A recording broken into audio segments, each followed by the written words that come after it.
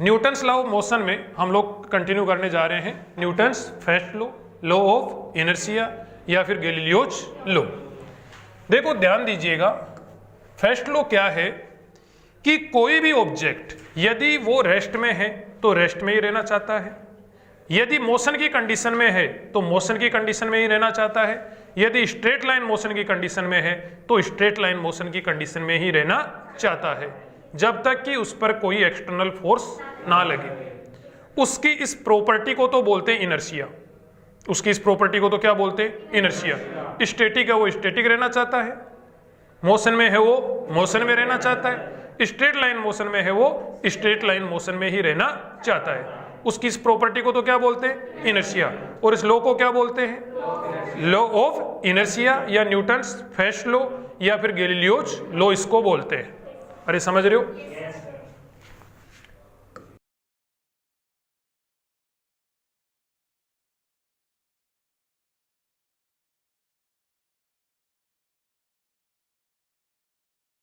In other words, we can say that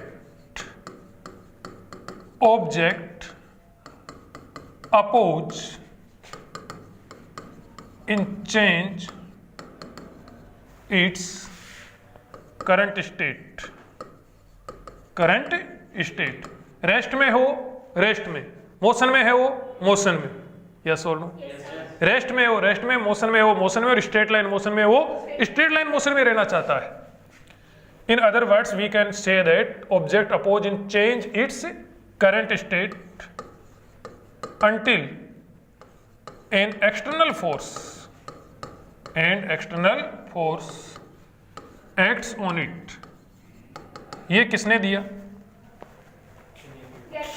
ये किसने दिया, न्यूटन ने दिया। न्यूटन से पहले कौन बता चुके थे, गैलीलियो। लेकिन गैलीलियो की बात को लोग समझ नहीं पाए क्योंकि थोड़ा उन्होंने जल्दी बता दिया था, ठीक है, जल्दी पैदा हो गए थे। अब देखो गौर करना, यहां पे एक पॉइंट ध्यान देना, ये तो मतलब 100-150 साल पहले आया ये लोग। कब आया, 100-150 साल पहले आया।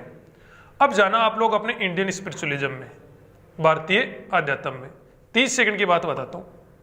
अपने इंडियन स्पिरिचुअलिज्म, इंडियन लिटरेचर जो है, पहले का जो साहित्य है, धार्मिक साहित्य, उसको आप लोग पढ़ोगे तो उसमें एक लाइन लिखी है, मेरी खुद की पढ़ी हुई लाइन है, कि जब ये सृष्टि बन रही थी, जब ये सृष्टि बन रही थी, तो जिस बंदे के जिस पावर के हैंडओवर इस सिस्टम को करा गया, इस सृष्टि को चलाने के लिए जिसके हैंडओवर ये सृष्टि करी गई कि तुम चलाओगे इसको, उस बंदे ने उस सुप्रीम पावर से, वो सुप्रीम पावर, एक सुप्रीम पावर होगी, एक चलाने वाला हो गया, चलाने वाले के जिसके हैंडओवर करी, मैं कोई धार्मिक ज्ञान नहीं दे रहा हूं लेकिन न्यूटन्स फर्स्ट लॉ बता रहा हूं आपको, कि एक सुप्रीम पावर ने एक नीचे के बंदे को चलाने के लिए सृष्टि हैंडओवर करी। जब उससे ढंग से चल नहीं पाई नीचे वाले बंदे से सृष्टि, तो उस नीचे वाले बंदे ने उस ऊपर वाले बंदे से कमिटमेंट करवाया। क्या करवाए, कमिटमेंट करवाया। मैं धार्मिक ज्ञान में नहीं जाना चाहता, वो तो लंबी कहानियां हैं, लेकिन उसने एक कमिटमेंट करवाया, और उस कमिटमेंट ये था कि यहां पर जो नीचे जो सृष्टि चला रहा हूं मैं, जो मैं पूरा ये सिस्टम चला रहा हूं, इस सिस्टम का हर एक ऑब्जेक्ट में जिस कंडीशन में रखूं उसी कंडीशन में वो खुश रहना चाहिए। वो उसकी करंट स्टेट में यदि कोई चेंजिंग करी जाए तो वो अपोज करना चाहिए। ऐसी प्रॉपर्टी यहाँ के सभी जीवों में होनी चाहिए। ये किसने बोली, नीचे वाली पावर ने बोली उससे। समझ रहे हो मेरी बात को? अपने इंडियन स्पिरिचुअलिज्म में लिखी गई है। सूअर कितनी गंदी जगह पे रहता है, लेकिन फिर भी वो गंदी जगह पे रहना पसंद करता है। उसको बाहर निकालोगे ना, तो यहां से निकल के साफ सुथरी जगह पे रख तो नहीं रहेगा वो। समझ रहे हो? सांप बिना पैरों के कितना दुखी होता है, बिना पैरों के सांप कितना दुखी होता है, लेकिन फिर भी उसको मारोगे तो क्या आसानी से मर जाता है? वो नहीं मरता। वो कहता नहीं मैं जैसा हूं वैसा ठीक हूं भाई, तू निकल यहां से, तू निकल यहां से। मतलब हर एक क्या करता है, अपोज करता है। ये किसमें कही गई? इंडियन स्पिरिचुअलिज्म का ये पॉइंट, कि हर एक नेचर का हर एक जीव उस कंडीशन में रहना चाहता है जिस कंडीशन में वो है, जब तक कि कोई लठ दे के दूर ना करे, लठ मार के दूर ना करे उस स्टेट से, तब तक रहना चाहता है। और ये नॉलेज कब दिया गया? लगभग 12.5 लाख साल पहले। ये कब दिया गया? लगभग 12.5 लाख साल पहले, जब ये अमेरिका ब्रिटेन वाले पत्ते बांध के घूमते थे ना, और कोई बकरी वकरी आ जाए तो पत्ते नहीं छोड़ती थी वो, पत्ते भी नहीं छोड़ती थी भाई साहब। तब ये कंसेप्ट दिया गया और ये अपने को 100-150 साल पहले वही अपना ही दिया हुआ कंसेप्ट अपने को सिखा रहे हैं। समझ रहे हो इस बात को? विश्वास ना आए तो बुक पढ़ लीजिएगा, कबीर सुख सागर। कौन सी? कबीर सुख सागर। डाउनलोड कर ले, नेट पे आजकल सब मिलता है, सारी डिटेल लिखी हुई है उसमें। ये सेम टू सेम रूल उसमें लिखा हुआ है। नहीं, हिंदी में, कबीर सुख सागर हिंदी में, तो वो दी गई है। आइंस्टीन बोलते ने अपने को बताया energy neither can be create nor can be destroy, one form to another form can be transform वगैरह वगैरह। ये तो 5,500 साल पहले गीता में भगवान श्री कृष्ण ने बोल दिया था, soul neither can be create nor can be destroy, one body to another body transfer हो सकती है। कब बोला था ये? तो गीता का ज्ञान तो सभी जानते हो आप लोग, कि एक फॉर्म से दूसरी फॉर्म में सोल, एक बॉडी से दूसरी बॉडी में सोल को ट्रांसफर करा जा सकता है, क्रिएट नहीं करा जा सकता, डिस्ट्रॉय नहीं करी जा सकती। सभी का पढ़ा हुआ ज्ञान है। लेकिन उसी को भाई साहब इंग्लिश में बोल दिया आइंस्टीन, इंग्लिश में। और बोले वाह यार क्या भाई साहब इंग्लिश में बोल रहा है, क्या इंग्लिश में बोल रहा है, इसलिए लोग ले उठे भाई साहब, बोले एनर्जी कंजर्वेशन है ये तो। अबे भगवान कृष्ण ने 5,500 साल पहले बोल के चले गए बात, सभी ने पढ़ी है ना, अपना नॉलेज बहुत जबरदस्त है। लेकिन लोगों ने कदर नहीं करी। और एक चीज और भी हुई अपने साथ में क्या हुआ, कमतरी का बोध भरा गया। इंडिया के किसी बंदे ने कुछ ढंग का रिसर्च भी करा ना, अरे बोले तू तो जन्मजाति बेवकूफ है, तू ऐसा कर कैसे सकता है, तू कर कैसे सकता है, तुम्हारे घर वाले, तुम घर वालों से मिलो, बोले पापा जी मैं जो है ना वो इसरो में साइंटिस्ट बनूंगा। बोले तू इसरो में साइंटिस्ट बनेगा, मुंह धोया सुबह, रहने दे, बैठ जाए इधर। ठीक है, मतलब एक कमतरी का बोध भर दिया गया कि बेटा तू तो जन्मजाति वैसे ही है, तू नहीं कर सकता। और अभी तक अपने चला आ रहे, नहीं चला रहे, अभी तक चला आ रहे। तो देखो समझो ये क्या है, न्यूटन का फर्स्ट लॉ ऑफ मोशन। अब ये जो इनर्शिया कह दो या फर्स्ट लॉ कह दो, ये जो है ये 3 टाइप का होता है। एक चीज और बता दूं, इस प्रॉपर्टी को क्या बोलते हैं? इनर्शिया बोलते हैं। ये एक लाइन लिख देता हूं, दिस प्रॉपर्टी या सच प्रॉपर्टी कह दो, such properties of object known as inertia, known as inertia। अब देखो गौर करना, इनर्शिया कभी भी आपसे पूछे तो दरअसल अपने को मास बताना होता है। क्या बताना होता है? मास। क्या बताना होता है? मास। जैसे हम लोग डेली लाइफ में क्या करते हैं, कोई कितना भारी भरकम होगा, कोई कितना भारी भरकम होगा, इसके लिए उसका वजन बताते हैं। क्या बताते हैं? उसका वजन। यस और नो? उसके डायमेंशन तो नहीं बताते कि इतना लंबा है, इतना मोटा है, इतना चौड़ा है, ये तो नहीं बताते। अपनी आदत पड़ी हुई है कि कोई कितना भारी भरकम है, इसके लिए क्या बताते हैं? वजन बताते हैं। यस और नो? ठीक वैसे ही इनर्शिया बताने के लिए क्या बताना होता है अपने को? मास बताना होता है। क्या बताना होता है? मास। तो देखो याद रखो, mass is the measurement of inertia. हाँ, यदि आपको क्या पूछा जाए, इनर्शिया पूछा जाए, तो क्या बताना होता है? मास बताना होता है। मास ही इनर्शिया का मेजरमेंट होता है। मास कह दो या इनर्शिया कह दो, दोनों एक ही चीज। मास कह दो या इनर्शिया कह दो। देखो दोबारा ध्यान दे लेना कि हर एक ऑब्जेक्ट अपनी स्टेट में चेंज को अपोज करता है। इस प्रॉपर्टी को क्या बोलते हैं? इनर्शिया। अब कितना अपोज करेगा, कितना अपोज करेगा, उस फिजिकल क्वांटिटी को क्या बोलते हैं? इनर्शिया। और इनर्शिया बताने के लिए क्या बताना होता है? मास। इनर्शिया बताने के लिए क्या बताना होता है? मास। कितने टाइप की इनर्शिया हुआ करती है? 3 टाइप की इनर्शिया होती। Static inertia. क्या भाई? Static inertia. Second dynamic inertia, dynamic inertia. And third directional inertia, directional inertia. समझ रहे हो गया? स्टैटिक इनर्शिया से मतलब क्या है? स्टैटिक ऑब्जेक्ट स्टैटिक ही रहना चाहता है जब तक एक्सटर्नल फोर्स ना लगे। स्टैटिक ऑब्जेक्ट स्टैटिक रहना चाहता है जब तक एक्सटर्नल फोर्स ना लगे। डायनेमिक इनर्शिया क्या है? मूविंग ऑब्जेक्ट मोशन में रहना चाहता है जब तक कि एक्सटर्नल फोर्स ना लगे। और थर्ड क्या बताया? Directional inertia. यदि ऑब्जेक्ट स्ट्रेट लाइन में मोशन कर रहा है तो स्ट्रेट लाइन ही मोशन करना चाहता है जब तक कोई एक्सटर्नल फोर्स ना लगे। एक बात ध्यान दो इससे, यदि कोई ऑब्जेक्ट स्ट्रेट लाइन के अलावा किसी भी पाथ पर मूव कर रहा है, स्ट्रेट लाइन के अलावा किसी भी पाथ पर मूव कर रहा है, तो पक्की बात है कोई एक्सटर्नल फोर्स जरूर लग रहा है, क्योंकि विदाउट एक्सटर्नल फोर्स तो स्ट्रेट लाइन के अलावा किसी पाथ में मूव कर ही नहीं सकता। अरे यस और no? Without external force, without external force straight line के अलावा किसी पाथ में ऑब्जेक्ट मूव कर ही नहीं सकता। स्ट्रेट लाइन मोशन करे तो स्ट्रेट लाइन ही मोशन करेगा जब तक कोई एक्सटर्नल फोर्स ना लगे, मतलब पाथ स्ट्रेट लाइन से डिस्टर्ब तभी होएगा जब कोई एक्सटर्नल फोर्स लगे। यस और नो? तो कोई भी ऑब्जेक्ट यदि स्ट्रेट लाइन के अलावा किसी पाथ में मूव कर रहा है तो पक्की बात है 100% है कि फोर्स एक्सटर्नल जरूर लग रहा है। क्या स्ट्रेट लाइन में भी फोर्स लग सकता है? लग तो सकता है, लग तो सकता है। यदि ऑब्जेक्ट स्ट्रेट लाइन मोशन कर रहा हो तो भी फोर्स लग सकता है। यस और नो? लेकिन ना भी लगे तो भी स्ट्रेट लाइन मोशन तो हो सकती है। यस और नो? यदि फोर्स एक्सटर्नल ना भी लगे तो भी क्या हो सकती है? स्ट्रेट लाइन मोशन हो सकती है। लेकिन स्ट्रेट लाइन के अलावा और कोई भी मोशन किसके बिना नहीं हो सकती? फोर्स के बिना नहीं, एक्सटर्नल फोर्स के बिना, एक्सटर्नल फोर्स के बिना नहीं हो सकती। समझ रहे हो? इनके कुछ एग्जांपल्स बताऊं? देखो, स्टैटिक इनर्शिया, स्टैटिक इनर्शिया का एग्जांपल देखना, गौर करना भाई। फर्स्ट एग्जांपल देखो,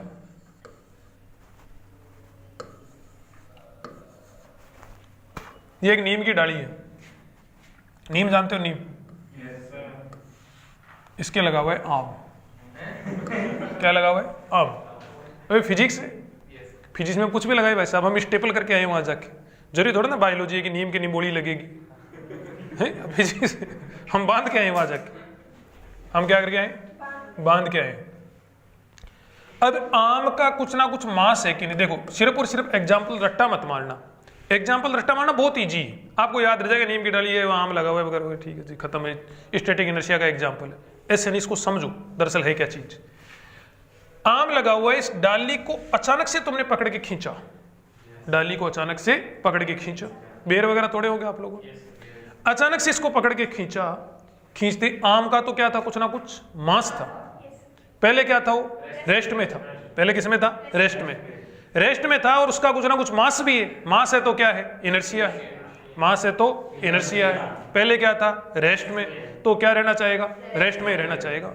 तो जैसे डाली को पकड़ के खींचेंगे, आम बोलेगा कि मेरा तो कुछ ना कुछ मास है, मेरी तो कुछ ना कुछ इनर्शिया है, मैं तो रेस्ट में हूं, तो मैं तो रेस्ट में रहूंगा, मैं तो रेस्ट में ही रहूंगा।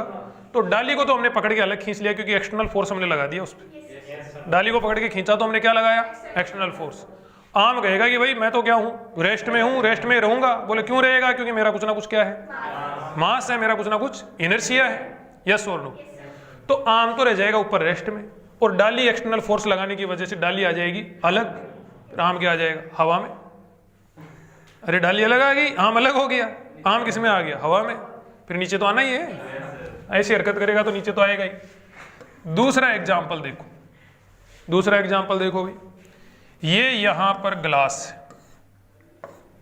क्या है? ग्लास, जो दिन के समय काम लिया जाता है, शाम के समय कोई बात नहीं, लेट समझ में आ जाती है, कई चीजें लेट समझ में आती है।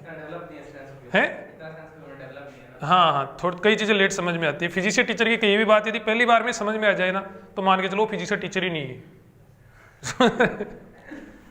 तो देखो, ध्यान दो, वो लास्ट ईयर में चिड़ियाघर गया था देखने, तो हम कुछ दोस्त वगैरह बातें कर रहे थे, फिर 6 महीने बाद में हम दोबारा गया, तो वहां पे गेंडा 6 महीने बाद में हंस रहा था। नहीं 6 महीने बाद में हंस रहा था। अच्छा, इसको लेट समझ आया, देखो इसको लेट समझ में आया अभी, कोई बात नहीं, थोड़ा सा दिमाग से तेज हो, एक चीज के 4 मतलब निकालना सीखो, ठीक है ना। तो देखो, गौर करना, यहां पर ये क्या हो गया? गिलास। दिन वाला है, दिन में काम में लेने वाला है। हाँ हाँ, पानी वाला है, बिल्कुल। बड़ा तेरे को एक्सपीरियंस लग रहा है। इसके ऊपर क्या रखा हमने? एक कॉइन रखा। क्या रखा? कॉइन।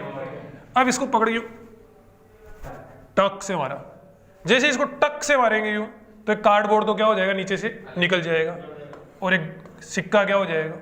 गिलास में। क्यों भैया, क्यों गिर गया? सिक्के का क्या था, कुछ ना कुछ मास था। कार्डबोर्ड पे तो हमने एक्सटर्नल फोर्स लगा दिया, लेकिन सिक्के पे तो नहीं लगाया। अब सिक्का गएगा, मेरे पास तो क्या है, मास है। मास है मतलब इनर्शिया है, इनर्शिया है तो रेस्ट में है, तो रेस्ट में रहना चाहेगा, तो कार्डबोर्ड निकल जाएगा, वो रह जाएगा वहां पे रेस्ट में। रेस्ट में रहते कहाँ आ जाएगा, हवा में। हवा में आती नीचे तो फिर आना ही है। हवा में कितनी देर रहेगा। ठीक है जी। थर्ड पॉइंट देखो इसका, स्टैटिक इनर्शिया का एग्जांपल देखो। याद करो तुम्हारे पापा जी पहली बार ट्रैक्टर लेके आए थे। क्या लेके आए थे भाई, ट्रैक्टर लेके आए थे। ये ट्रैक्टर है भाई, ठीक है ना। क्या ये ट्रैक्टर है भाई, ट्रैक्टर। अब पापा जी को भी ट्रैक्टर ढंग से चलाना नहीं आता था, यस और नो। आप लोग बैठ गए यहां पर, ठीक है, उन्होंने छोड़ दी अचानक से क्लच, उन्होंने छोड़ दिया अचानक से क्लच। अब आप कहोगे कि मेरा तो कुछ ना कुछ मास है, अब छोटा बच्चा थोड़ा ना हूं मेरा तो क्या है, कुछ ना कुछ मास है, यस और नो। मास है तो ट्रैक्टर चले तो चले, अपने को क्या मतलब है। मैं तो रेस्ट में हूं तो रेस्ट में रहना चाहूंगा, रेस्ट में हूं तो रेस्ट में रहना चाहूंगा। अचानक से व्हीकल चला, अचानक से व्हीकल चला, अचानक से जैसे ही व्हीकल चला तो ये बंदा जो है, ये वाला बंदा, ये रेस्ट में था, रेस्ट में रहना चाहेगा, रेस्ट में रहना चाहेगा तो यही का यही रह जाएगा, ट्रैक्टर नीचे से निकल जाएगा। विश्वास ना हो तो अभी बाइक की वो क्लच एकदम से छोड़ के देख लेना, रेस देना अच्छी सी, और फिर अचानक से क्लच छोड़ के देखना। सिर्फ इसको थ्योरेटिकली समझे, प्रैक्टिकली कोई मतलब नहीं हाँ मतलब बाहर चले प्रैक्टिकल करने लग गए, दूसरे दिन अखबार में आ रहे हैं, भाई साहब गए छोरा कोचिंग में तो आ गया अखबार में। ऐसी हरकत नहीं करना। तो यहां पर क्या हो जाएगा, अचानक से निकल पड़ेगा, रेस्ट में है, रेस्ट में रहना चाहेगा, और रेस्ट में रहना चाहेगा तो ये पीछे की ओर गिर पड़ेगा, पीछे की ओर गिर पड़ेगा। ध्यान रखो, बहुत सारी बार पूछा जाता है या फिर क्वेश्चंस के ऑप्शंस में देखने को मिल सकता है कि अचानक से व्हीकल के चल पड़ने पर उसके अंदर बैठे पैसेंजर किधर की ओर झटका महसूस करते हैं, पीछे की ओर। किधर की ओर, पीछे की ओर महसूस करते हैं। कोई डाउट हो तो बोल दो। फोर्थ एग्जाम्पल देखो, अभी सर्दियों का मौसम आ रहा है, आपको पता है, कंबल वगैरह झड़का ली हो कि नहीं झड़काई तो झड़का लेना ये क्या है, कंबल है, ब्लैंकेट है, स्पेलिंग सही है कि ब्लैंकेट की, ठीक है। तो ये यहां पर ये क्या है, कंबल है। कंबल को हमने डंडे से पीटा, किससे पीटा, डंडे से। उसकी धूल झाड़ने के लिए क्या करते, कंबल ली, उसको क्या करते, डंडे से पीटते।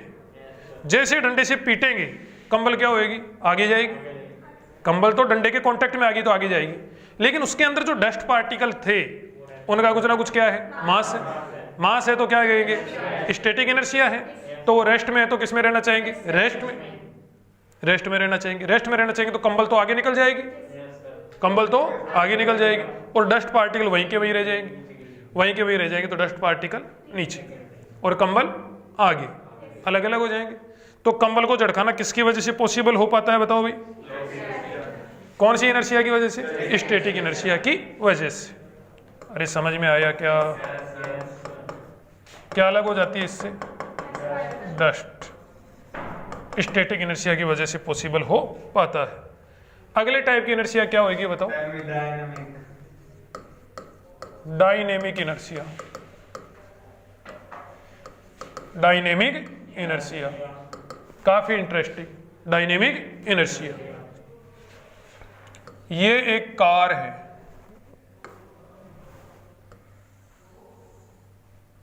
क्या है भाई,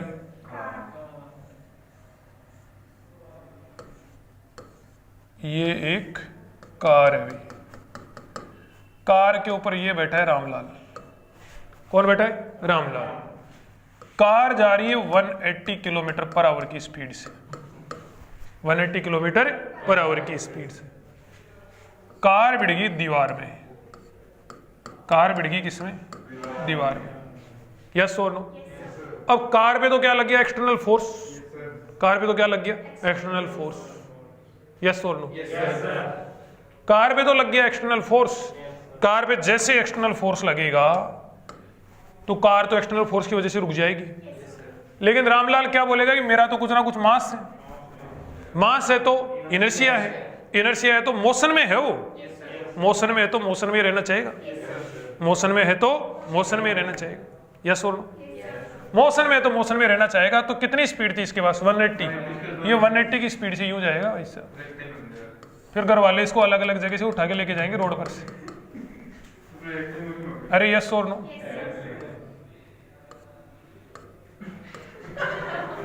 ये रामलाल है भाई साहब, रामलाल है, ये बिखर गया यहाँ पे। अरे समझ गए? तो रामलाल यहाँ आके गिरेगा। रामलाल के साथ साथ ये जो ड्राइवर है ना, ये भी निकल के आएगा बाहर। ये जो ड्राइवर बैठा था इसके अंदर से, ये भी खिड़की तोड़ के बाहर निकल जाएगा, यस और नो? ये भी खिड़की तोड़ के बाहर निकल जाएगा, यस और नो? इसीलिए सीट बेल्ट बांध के रहना चाहिए। क्यों? डायनेमिक इनर्शिया का भरोसा नहीं है भाई साहब, डायनेमिक इनर्शिया का भरोसा नहीं है। आपको वो वाली वेलोसिटी दे देता है जो व्हीकल के पास होती है, यस और नो? वो वाली वेलोसिटी दे देता है जो व्हीकल के पास होती है, और आप लोग खिड़की तोड़ के बाहर निकल सकते हो। तो एयर बैग की जरूरत क्यों पड़ती है? मोमेंट ऑफ, ये इनर्शिया जो है, डायनेमिक इनर्शिया है, ये कभी भी क्या कर सकता है? धोखा दे सकता है।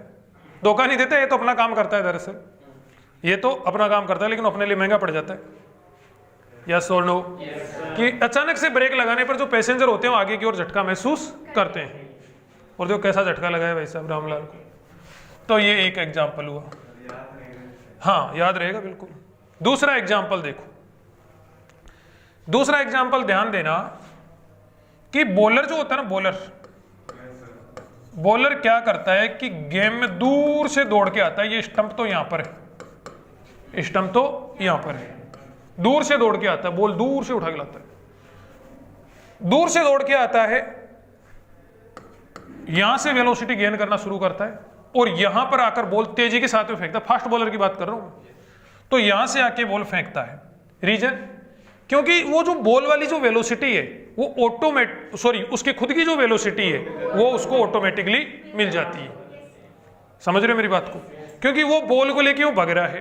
अब बॉल को यूं भगते भगते उसने बॉल फेंकी नहीं, मान लिया छोड़ दी, जस्ट बॉल लेके भग रहा था, बॉल लेके भग रहा था, और भगते भगते उसने बॉल जस्ट यूं ही छोड़ दी, तो भी बॉल के पास उसकी खुद की वेलोसिटी तो होगी कि नहीं होगी? जो उस बंदे की वेलोसिटी थी वो तो बॉल के पास होगी कि नहीं होगी? तो जो फास्ट बॉलर होते हैं वो लंबा रनअप इसीलिए लेते हैं कि बॉल को उस बंदे की वेलोसिटी ऑटोमेटिकली मिल जाती है।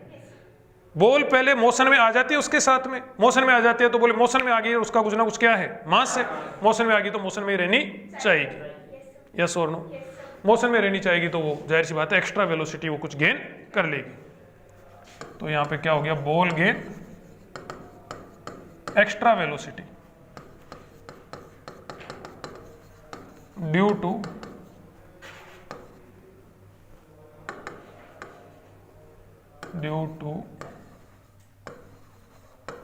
Long run up of bowler की एक्स्ट्रा रनअप की वजह से बॉल क्या करती है? कुछ एक्स्ट्रा वेलोसिटी गेन कर लेती है। अरे यस सर, ये नो सर, ठीक है। देखो थर्ड एग्जांपल देख रहे हैं इसी में, डायनेमिक इनर्शिया में थर्ड एग्जांपल देखो, ध्यान देना। ये ग्राउंड है, ये क्या है? ग्राउंड। ये यहां पे बाउंड्री है, ये क्या है? बाउंड्री। ये बॉल जा रही है इधर से काफी अच्छी खासी स्पीड से, चौका लगने वाला है, ठीक है ना? ये फील्डर वगैरह इसके पीछे, फील्डर वगैरह इसके पीछे, ये बचाना चाह रहे चौके को, ये इसके पीछे वगैरह है। खूब भयंकर स्पीड से दौड़ेगा तब पकड़ने की सिचुएशन बन सकती है, मतलब पूरी कोशिश अपनी तरफ से कर रहा है। अब क्या हुआ कि जस्ट इसके पास में जाके इसने बॉल पकड़ ली चौके से जस्ट पहले, लेकिन क्या उसके बाद में वो रुक पाता है? बिल्कुल रुक नहीं पाता। वो क्या हो जाता है? बाउंड्री को पार करके आगे, और उसको इस बात का पता है, इसलिए क्या करता है? जैसे ही वो बॉल को पकड़ता है बाउंड्री से जस्ट पहले, वो बॉल को ऐसे फेंक देता है, बॉल को ऐसे फेंक देता है, पीछे की तरफ फेंक देता है। रीजन? क्योंकि उसको पता है कि उसका क्या है? कुछ ना कुछ मास है, मास है तो उसका क्या है? कुछ ना कुछ इनर्शिया है। इनर्शिया है तो वो क्या आ चुका है? बड़ी तेजी के साथ में दौड़ के किस में आ चुका है? मोशन में। मोशन में तो किस में रहना चाहेगा, मोशन में ही रहना चाहेगा, और मोशन में ही रहना चाहेगा तो बाउंड्री तोड़ के पार निकल जाएगा। अरे यस और और बाउंड्री तोड़ के पार क्या निकल जाएगा, तो कई बार तो आपने देखा होगा वो होर्डिंग से भी टकरा जाते हैं, जो बैनर वगैरह लगे होते हैं उनसे भी ये टकरा जाते हैं। यस और नो? ये किसकी वजह से ऐसा पॉसिबल हो पा रहा है, इनर्शिया की वजह से पॉसिबल हो पा रहा है। ऐसे कैच के टाइम पर भी होता है, किसके टाइम पे होता है, कैच के टाइम पर भी होता है। कैच के टाइम पर आप लोगों ने देखा होगा कि जैसे ये ग्राउंड हो गया, ग्राउंड में जो बॉल है वो इस फील्डर ने प्रिडिक्ट करा कि ये बॉल कहाँ आने वाली है, यहाँ पर ऊपर से बॉल आ रही थी, कैच करने के लिए दौड़ रहा था, लेकिन बॉल आ गई क्या यहीं पर, बॉल क्या आ गई यहीं पर, तेजी के साथ में दौड़ा, जैसे बॉल यहां पर आएगी इसका प्रेडिक्शन फेल होएगा, ये अचानक से क्या होएगा, रुकने की कोशिश करेगा, अचानक से रुकने की कोशिश करेगा, कोशिश करते भाई साहब फिजिक्स हावी हो जाती है इस पे, इनर्शिया हावी हो जाता है, रुक नहीं पाएगा, रुक नहीं पाएगा तो गिर पड़ेगा, रुक नहीं पाएगा तो गिर पड़ेगा। दो गुलाटी तो इनर्शिया की वजह से लगा देगा और दो गुलाटी उसकी जो गर्लफ्रेंड पेविलियन में बैठी होती है उसको दिखाने के लिए लगा देगा। समझ रहे हो? तो ऐसे करके कितनी गुलाटी लगा देगा ये, 4 गुलाटी लगा देगा। यस और नो? तो ये पॉइंट मैंने 4 एग्जांपल इसके बताए। वो एक आपने गाना सुना था, बैठे बैठे यूं ही खो जाता हूं मैं, चलते चलते यूं रुक जाता हूं, वो भूल गया यार, मैं तो खुद ही गाना भूल गया, चलते चलते यूं ही रुक जाता हूं मैं, बैठे बैठे यूं ही खो जाता हूं, पुरानी फिल्मों का गाना होता था, बिल्कुल फर्जी गाना था, गलत था वो, चलते चलते यूं ही कोई ऑब्जेक्ट रुक ही नहीं सकता। अरे यस और नो? चलते चलते ऑब्जेक्ट रुक सकता है क्या? चांस ही नहीं। इनर्शिया नाम की भी तो कोई चीज होती है, ये गाना लिखने वाले को पता नहीं था, लिखने वाले को पता नहीं था कि इनर्शिया नाम की भी कोई चीज होती। उसे एक बात बताऊं, ये गानों की लैंग्वेज सुन के आप पहचान सकते हो कि जो गाना लिखा है वो किस बैकग्राउंड से बंदा। वो एक गाना आया था थोड़े दिन पहले, लगे 440 वोल्ट छूने से तेरे, भाई साहब फिजिक्स का बंदा था वो फिजिक्स का बंदा था, तभी उसने 440 वोल्ट लिखा, नहीं तो 12 वोल्ट भी लिख सकता था वो। उसको पता था कि झटका तो 440 वोल्ट से लगना है, नहीं तो 12 वोल्ट भी लिख सकता था। ऐसे को आई थी मूवी आई थी, हर दिल में बुड़बुड़ करता है H2SO4 है, अपनी तो पाठशाला मस्ती की पाठशाला, रंग दे बसंती, आमिर खान की मूवी आई थी रंग दे बसंती, उसमें गाना आता है अपनी तो पाठशाला मस्ती की पाठशाला, उसमें एक लाइन आती है हर दिल में बुड़बुड़ करता H2SO4 है। तो भाई ने कभी ना कभी केमिस्ट्री जरूर पढ़ी है उसने, तभी तो उसको पता है H2SO4 का, नहीं उसको क्या पता है H2SO4 बुड़बुड़ बुड़बुड़ करता है। नहीं क्या? तो गाने सुन के आप लोग अंदाजा लगा सकते हो कि जो राइटर है उसका बैकग्राउंड क्या रहा हुआ है। ठीक है।